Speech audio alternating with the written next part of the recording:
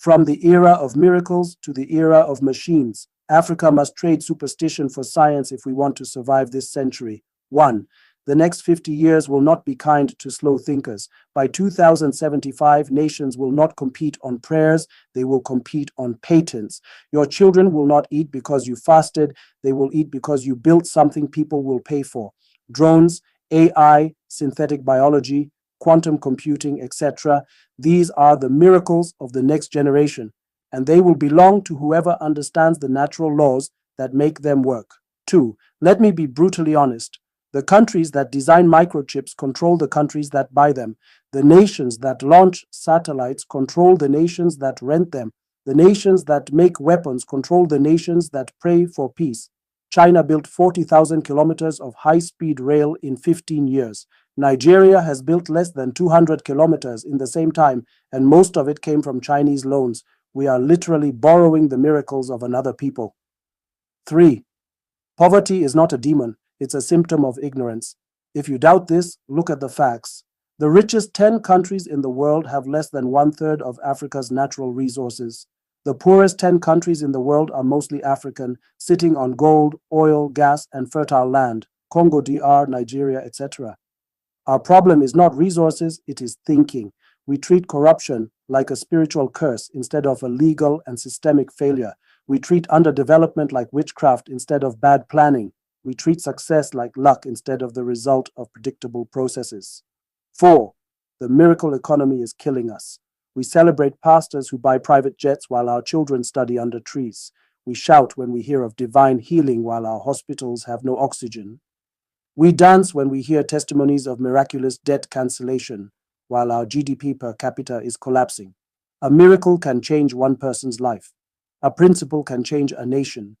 That is why South Korea, a war-torn, resource-poor nation in 1953, is now richer than almost every African country. Rwanda is following in same steps, not because they prayed more, but because they worked the laws of nature, principles. 5. In the 21st century, the natural is your only passport to relevance. The nations that will dominate the next century will be those that can build their own machines, process their own raw materials, write their own code, launch their own satellites, cure their own diseases. If you cannot do these things, you will be a servant nation. You will supply raw cocoa to Switzerland and import back chocolate at 10 times the price. You will export crude oil and import petrol. You will supply rare earth minerals and import back smartphones like Congo DR. You will sit on gold and crude oil and still be very poor like Nigeria. This is exactly what is happening now. 6. Heaven has already given Africa everything we need. We have the sunlight to power our homes. We have the soil to feed our people. We have the rivers to electrify our cities. We have the people to build our industries. The problem is not God. The problem is not demons. The problem is us. We refuse to think. We refuse to learn. We refuse to build. Instead, we fast for breakthroughs in areas where God already gave us brains. As I write this, Nigerians are everywhere gathering and praying for breakthroughs.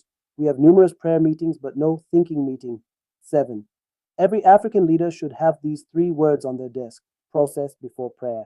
You do not build a functioning airport by anointing the runway. You build it by studying aerodynamics, investing in engineering, and enforcing safety laws. You do not fix an economy by decreeing prosperity. You fix it by building industries and encouraging innovation. 8. The miracle generation must give way to the machine generation. Your child should know how to code before they know how to quote 1,000 miracle scriptures. Your village should have a solar farm before it has another 5,000-seat crusade ground. Your town should have a clean water system before it has another 50 prayer mountains. I am not against prayer. I am against using prayer to cover for laziness and ignorance.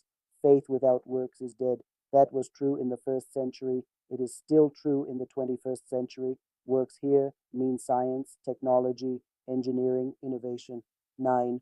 Africa's future is in the hands of the builders, not the beggars. It lies with the thinking warriors, not the prayer warriors. No nation has ever been developed by donations, aid, or imported miracles.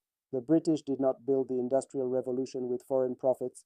The Americans did not reach the moon by divine vision.